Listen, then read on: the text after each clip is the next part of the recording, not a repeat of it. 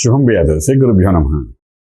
మనం జ్యోతిష్యంలో మనం చూస్తుంటాం, లగ్నాలు చూస్తాం. మిథున లగ్నం, కన్యా లగ్నం, అలాగే ధనుర్ లగ్నం, మీన లగ్నం. ఒక్కొక్క లగ్నం వాళ్ళకి ఒక్కొక్క వ్యాపారం బాగా సూట్ అవుతుందని చెప్తాం. అందులో డెవలప్మెంట్ ఉంటుందని చెప్తాము. మా దగ్గరకు వస్తుంటారు, ఏమంటే మేము రియల్ ఎస్టేట్ చేస్తున్నాం, మాకు సూట్ అవుతుందా అని అడుగుతారు. ఏదో మేష లగ్నం, మీన లగ్నం అయితే మీన కొంతవరకు సూట్ అవుతుందని చెప్తాం. అలాగే వృశ్చిక లగ్నం అయితే బాగానే ఉంటుందని చెప్తుంటాం. అయితే ఫుడ్ ఇండస్ట్రీలోకి వెళ్ళాలా, ఫార్మా ఇండస్ట్రీలోకి వెళ్ళాలా, లేకపోతే మనం రియల్ ఎస్టేట్లోకి వెళ్ళాలా, రాజకీయంలోకి వెళ్ళాలా, సినిమా ఇండస్ట్రీలోకి వెళ్ళాలా, రకరకాలుగా మన వాళ్ళు అడుగుతుంటారు. వచ్చిన వాళ్ళందరూ ఫోన్లో కూడా అడుగుతుంటుంటారు.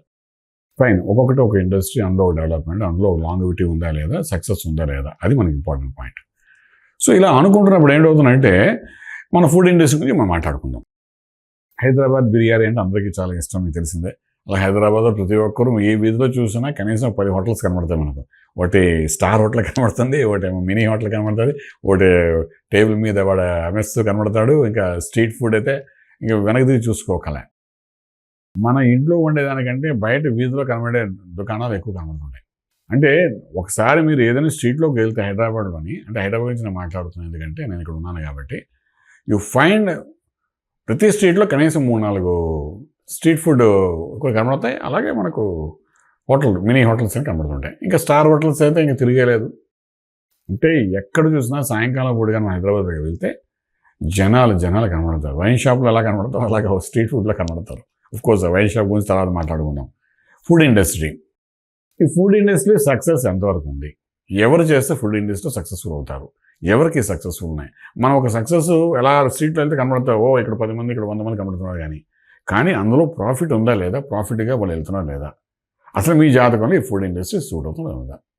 చాలామంది నాకు ఫుడ్ ఇండస్ట్రీ మీద కాన్సన్ట్రేట్ చేయాలని, క్లౌడ్ కిచెన్ పెట్టాలని చెప్పి, కర్రీ పాయింట్స్ పెట్టాలని చెప్పి, లేకపోతే షార్ట్ టర్మ్లోని మార్నింగ్ 3 hours టిఫిన్ సెంటర్స్ పెట్టాలని చెప్పి, లేకపోతే ఓన్లీ మధ్యాహ్నం lunch only biryani and rice అన్ని పెట్టి అది సప్లై చేయాలని కొంతమంది బుట్ట భోజనం పెట్టాలని. అంటే నేను ఎందుకంటే ఫుడ్ గురించి మాట్లాడుతున్నానంటే అదొక సబ్జెక్టు, అందులో కొంత హైలైట్ చేద్దాం, అందులో కొంత ఫోకస్ చేసి ఈ వీడియో చూసే వాళ్ళకి కొంత కాన్సన్ట్రేట్ చేయించేది చెప్దామని. కొంతమంది ఏంటంటే ఇది పెడితే బాగుంటుంది కదా, పక్కవాడు పెట్టుకున్నాడు మనం కూడా పెట్టుకుంటే బాగుంటుంది కదా.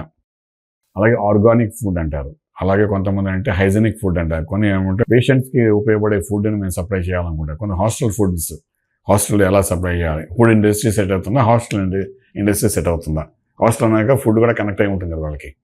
సో ఇలా రకరకాలుగా ఈ ఫుడ్ ఇండస్ట్రీ మీద దృష్టి పెట్టడం అనేది 100% వ్యాపారం చేయాలనుకున్న వాళ్ళు లఘు వ్యాపారంలో, అంటే స్మాల్ స్కేల్ ఇండస్ట్రీలో వ్యాపారం చేయాలనుకున్నాడు ఫస్ట్ దిగేది ఫుడ్ అయితే బాగుంటుంది కదా అనుకుంటున్నాడు.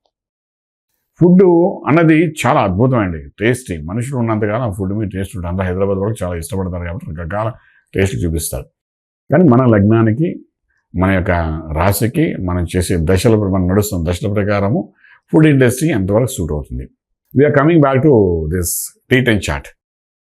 నేను T10 చార్ట్ గురించి మాట్లాడుతున్నానంటే, మామూలుగా మన లగ్నంలో చూస్తే 10వ ఇంట్లో ఉన్న గ్రహాన్ని బట్టి మనం కొంతవరకు ఏ లగ్నం బట్టి ఎటువంటి వ్యాపారం చేస్తే బాగుంటుంది అనుకుంటాం. మిథున లగ్నానికి కానీ, కన్యా లగ్నానికి కానీ శుక్రుడు యోగకారకుడు కాబట్టి, శుక్రుడు ఫుడ్ ఇండస్ట్రీకి సంబంధించిన వాడు కాబట్టి డెఫినెట్గా ఫుడ్ ఇండస్ట్రీ కూడా మీకు సూట్ అవుతుందని చెప్తాం. అలా మకర కుంభ లగ్నాల వాడు కూడా అదే చెప్తాం.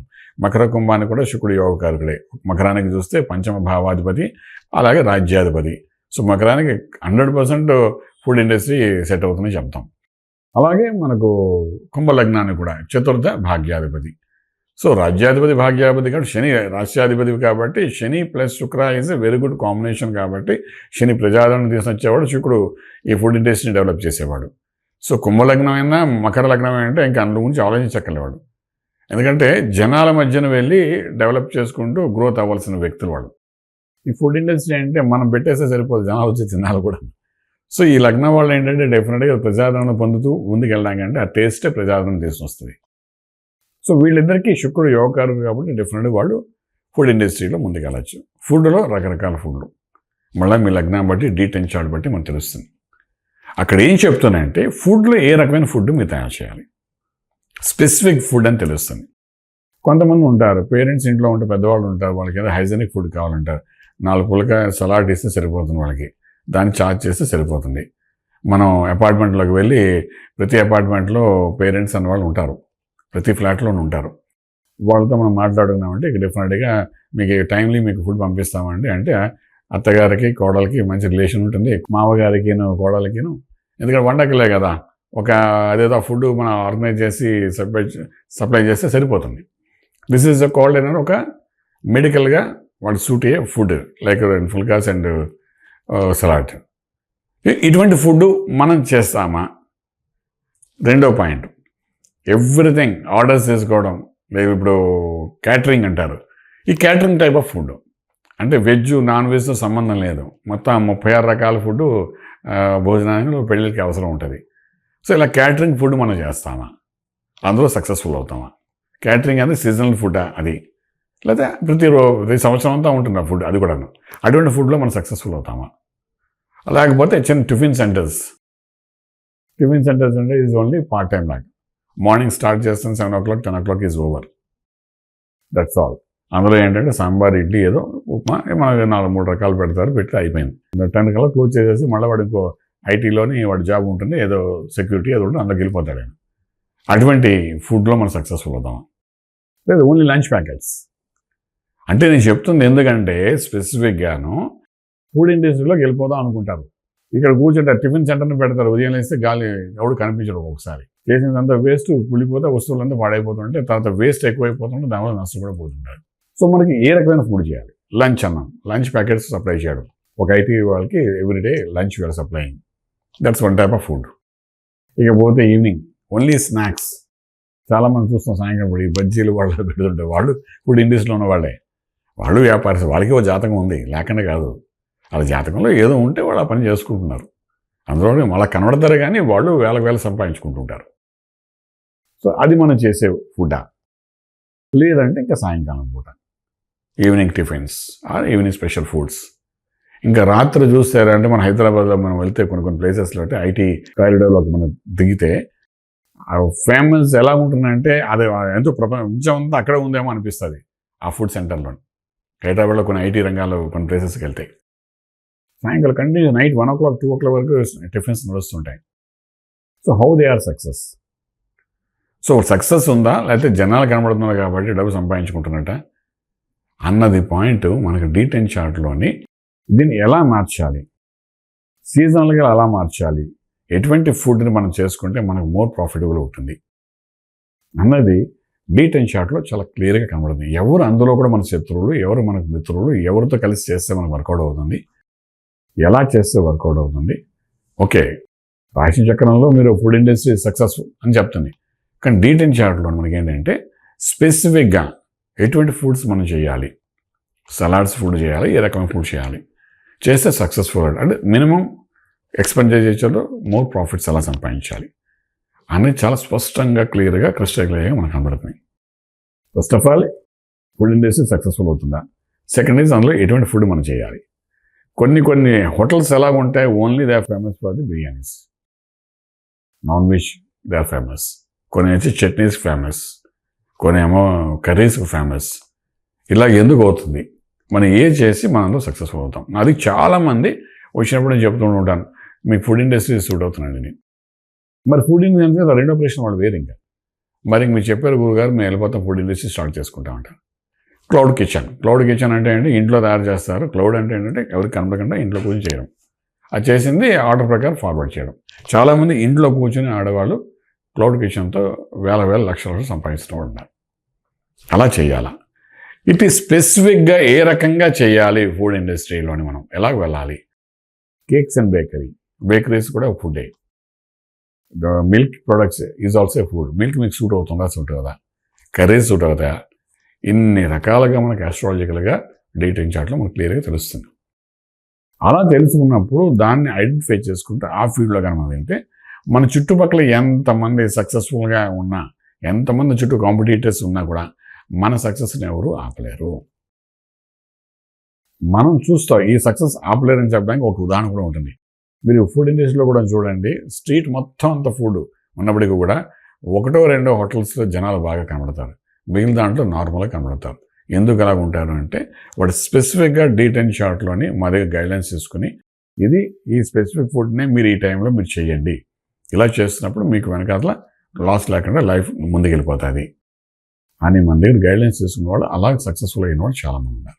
సో అలా తీసుకుని వెళ్ళినప్పుడు ఏంటంటే, ఏమంటే మీరు చెప్పారు కదా మేము అలా ఫుడ్ ఇండస్ట్రీలో పెట్టాము, మాకు 3 నెలలు బాగా నడిచిందండి, 4వ నెల నుండి మా హెడ్ కుక్ మానేసాడండి, మొత్తం అంతా కొలాప్స్ అయిపోయిందండి, పార్ట్నర్స్ నా పక్కకు తోయిస్తారండి, నేనేమో ఐడియల్ అయిపోయానండి, వాళ్ళందరూ టేక్ ఆఫ్ అయిపోయారండి, ఇలాగైందని ఇలా రకరకాల కంప్లైంట్స్ మన దగ్గరకు వస్తుంటాయి. మన స్పెసిఫిక్ పాయింట్ ఆఫ్ వ్యూ మన బలాన్ని పెంచుకుంటూ దానికి సంబంధించింది రత్నధారణ చేస్తూ దానికి సంబంధించిన బలాలు పెంచుకుంటూ ఎప్పుడైతే మనం అవన్నీ చేసుకుంటూ వెళ్తామో డెఫినెట్గా ఆ సక్సెస్ అనేది మనం బాగా కనబడడానికి అవకాశం ఉంటుంది. ఆ సక్సెస్ని ఎవరు ఆపలేరు అలా వెళ్తున్నప్పుడు. సో అలా మనం చేసుకుంటూ ముందుకు వెళ్ళడానికి ప్రయత్నం చేయాలి. చేసినప్పుడు అంటే ఫుడ్ ఇండస్ట్రీ అనేది ఎంతవరకు వర్కౌట్ అవుతుంది డీటెయిల్ చార్ట్లో చాలా స్పష్టంగా కనబడుతుంది. మీరు ఏ ప్రొఫెషనల్లో మీరు ఉన్నా కూడా ఆ ప్రొఫెషనల్లోని అంత సక్సెస్ఫుల్ అవుతాము అన్న విషయంలో ఏంటంటే మనకు క్లియర్గా ఎందుకు కనబడుతుంది.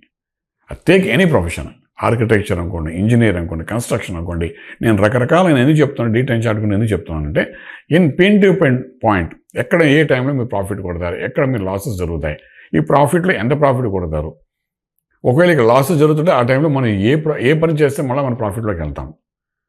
ఫర్ ఎగ్జాంపుల్ మీరు బిల్డింగే కడుతున్నారు అనుకుంటాం, ఫుడ్ నుండి బిల్డింగ్ వస్తున్నాం మాత్రం అనుకోకండి, వెళ్తున్నప్పుడు ఏంటంటే బిల్డింగ్ కడుతుంటే మీరు కన్స్ట్రక్షన్లో ఉంటారు, కన్స్ట్రక్షన్ ఎలక్ట్రిక్ వర్క్ ఉంటుంది, తర్వాత పైప్ లైనింగ్ వర్క్స్ ఉంటాయి, తర్వాత సీలింగ్ వర్క్స్, రకరకాల వ్యక్తులు ఇంటీరియర్స్ ఉంటాయి, ఇవన్నీ కన్స్ట్రక్షన్ సంబంధించింది. మీరు కన్స్ట్రక్షన్ చేయాలా, ఇంటీరియర్ చేయాలా. అలాగే ఫుడ్లో మనం తీసుకుంటే మీరు ఫుడ్లో కర్రీస్ పాయింట్స్ పెట్టాలా, లేకపోతే టిఫిన్ సెంటర్ పెట్టాలా, లేకపోతే ఫుల్ ఫ్లెజ్ హోటల్ పెట్టాలా. సో ఇవన్నీ ఎలా ఉంటాయంటే చాలా ఈ డీప్గా ఆస్ట్రాలజీ మనకు స్పష్టంగా చెబుతుంది. అలా మనం తెలుసుకుంటూ ముందుకు వెళ్ళడానికి ప్రయత్నం చేయగలిగితే the success rate will be very very very high. అలా తెలుసుకుని దానికి సంబంధించి ఎటువంటి రత్నధారణ చేయాలి, ఒకవేళ ఏదైనా వీక్గా ఉంటే దాన్ని ఎలా స్ట్రెంగ్త్ చేసుకోవాలి, రత్నధారణ ఎటువంటి చేయాలి, ఎటువంటి మంత్రం సాధించాలి, ఎటువంటి కర్మలు ప్రొఫెషనల్గా ఎటువంటి యజ్ఞయాగాలు చేసుకోవాలి, మనం ఇనిషియేట్ చేసి ముందుకు వెళ్తుంటే ఇవన్నీ మనకు డీటెయిల్ చార్ట్ ద్వారా మనకి ఏ గ్రహం మనకు ఎదగనీయకుండా ఏడిపిస్తుంది. ఫర్ ఎగ్జాంపుల్ బుధుడి గ్రహమే ఏడిపిస్తాను అనుకోండి. బుధుడు అంటే ఏంటి, లాజికల్గా ఆలోచిస్తే అన్నదమ్ములు, అక్క చెల్లెలు. ఒరే నువ్వు ఎదుగుతుంటే నీ అన్నదమ్ముల్లో ఎవడో బాధపడుతున్నాడు రా, లేకపోతే మేనమామ, బుధుడు అంతే. సో బుధుడు వీక్ అయిపోవడం కూడా డీటెయిల్ చార్ట్లోని డెఫినెట్గా మనం మేనమామలు వీళ్ళందరితో వాళ్ళ వల్ల మనకి ఇబ్బంది జరిగేటట్టుంది కాబట్టి వాళ్ళ ముందు కృషి చేసి మనం మన పని చేసుకుందాం. లేదు మేనమామ నువ్వు రానాయన మాతో పాటు కలిసే ఉండు, నీకు కావాల్సిన రూపాయి తీసుకో కలిసి చేద్దాం, అయిపోయింది అంటే బుధుడు మనం కవర్ చేసినట్టు. ఇలాగా చాలా పెద్ద లాజిక్స్ ఉన్నాయి మనం ఎస్టాబ్లిష్ చేసుకోవడానికి. అస్సలు లాస్ అవ్వకుండా సక్సెస్ఫుల్ ముందుకెళ్ళడానికి అవకాశం ఉంటుంది. ఆ విధంగా మనం చెక్ చేసుకుని ముందుకెళ్ళే ప్రయత్నించండి, డెఫినెట్గా రాజమార్గంలో రాజ్యం పొందగలుగుతారు. శుభం బియాత్. పూర్తి వివరాలకు సంప్రదించండి శ్రీ వేదమాత గాయత్రి జ్యోతిష్యాలయం, బ్రహ్మశ్రీ మంతా సూర్యనారాయణ శర్మ గారు, Srinilayam, first floor, 101, Sai Vaibhav layout, Chitrapuri colony పక్కన, కాజాగూడ, హైదరాబాద్ 500008. సంప్రదించవలసిన ఫోన్ నంబర్ 8855559147, 8855559148, 9849996644.